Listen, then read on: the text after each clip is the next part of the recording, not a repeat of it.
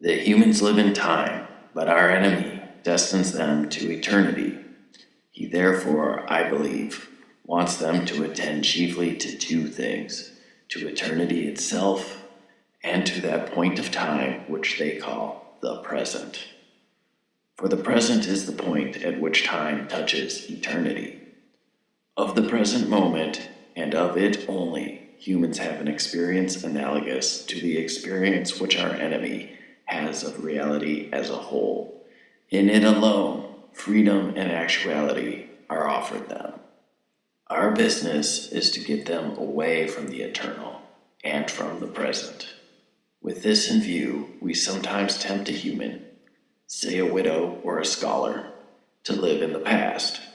But this is of limited value, for they have some real knowledge of the past, and it has a determined nature and, to that extent, resembles eternity. It is far better to make them live in the future. Biological necessity makes all of their passions point in that direction already, so that thought about the future inflames hope and fear. Also, it is unknown to them, so that in making them think about it, we make them think of unrealities. In a word, the future is, of all things, the least like eternity. It is the most completely temporal part of time, for the past is frozen and no longer flows, and the present is all lit up with eternal rays.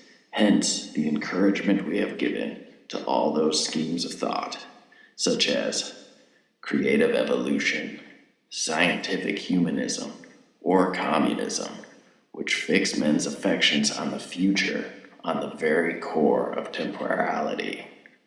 Hence, nearly all vices are rooted in the future. Gratitude looks to the past, and love to the present. Fear, avarice, lust, and ambition look ahead. The enemy's ideal is a man who, having worked all day for the good of posterity, if that is his vocation, washes his mind of the whole subject, commits the issue to heaven, and returns at once to the patience or gratitude demanded by the moment that is passing over him. But we want a man hag-ridden by the future, haunted by visions of an imminent heaven or hell upon earth, ready to break the enemy's commands in the present, if by so doing we make him think he can attain one or avert the other, dependent for his faith on the success or failure of schemes whose end he will not live to see.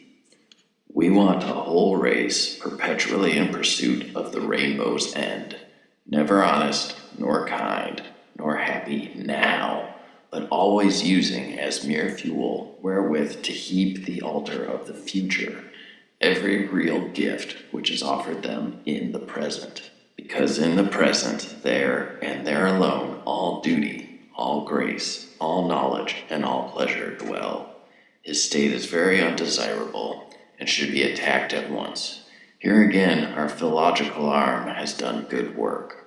Try the word complacency on him. But of course, it is most likely that he is living in the present for none of these reasons, but simply because his health is good and he is enjoying his work. The phenomenon would then be merely natural. All the same, I should break it up if I were you. No natural phenomenon is really in our favor, and anyway, why should the creature be happy? Your affectionate uncle, Screwtape.